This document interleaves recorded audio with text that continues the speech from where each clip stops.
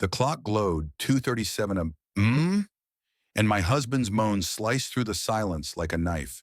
I bolted upright, heart hammering, certain he was dying.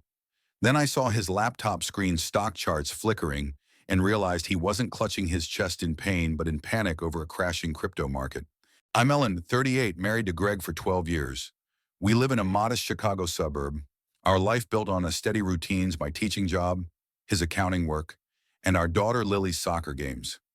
Greg was always the practical one, balancing our budget to the penny, saving for Lily's college fund. But 6 months ago, he stumbled into the world of cryptocurrency, and the man I knew vanished. It started innocently, a colleague's tip about Bitcoin. A quick $500 investment that doubled in a week. His eyes lit up like I hadn't seen since Lily was born. "This is it, Ellen," he'd said, "our ticket to freedom." I smiled, happy for his excitement, but unease crept in as his phone became a fifth limb, buzzing with market alerts at all hours. By month 2, Greg was unrecognizable.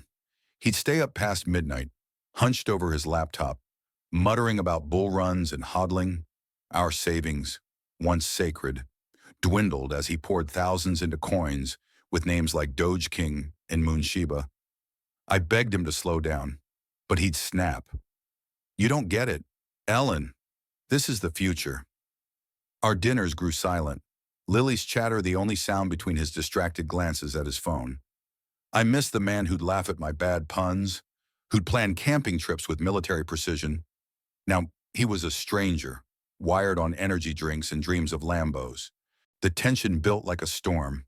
Greg's investment swung wildly. One day, he'd be euphoric, claiming we'd retire early.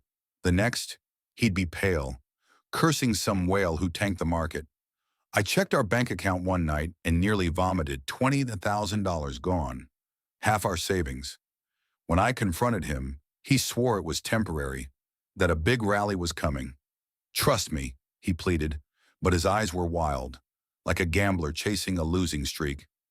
I started hiding cash in a coffee tin, terrified he'd drain us completely. Lily noticed the fights, asking why Daddy was always angry. I lied, saying he was stressed from work, but her worried glances broke my heart. Then came that night. His moans woke me, low and guttural, like he was fighting for breath. I fumbled for the light, my mind screaming heart attack. Greg was curled on his side, clutching his chest, sweat soaking his shirt. "Greg, oh God, talk to me." I shook him. "Juno." He groaned, but not in pain and frustration. His laptop lay open beside him, the screen a chaotic mess of red candlestick charts. "It's gone," he muttered. "Everything's gone. No heart attack, just his crypto portfolio crashing to zero." Fury replaced fear. "What's gone?" I demanded, though I already knew. He sat up, face ashen. "The market. It crashed. We lost it all. All meant our savings, our security, our future." I stared at the man I loved, now a stranger consumed by greed. "How could you?" I whispered, tears burning. He had no answer, just a hollow stare. The next morning, I dug into the wreckage. He'd invested $35,000, every penny we had, into a coin called Star Vault, hyped by some online guru as the next Bitcoin. It tanked 90% overnight. Greg admitted he'd ignored warnings, chasing a tip from a Discord group. I felt betrayed, not just by him, but by my own silence, letting his obsession spiral. I demanded he move out. I needed space to protect Lily and myself.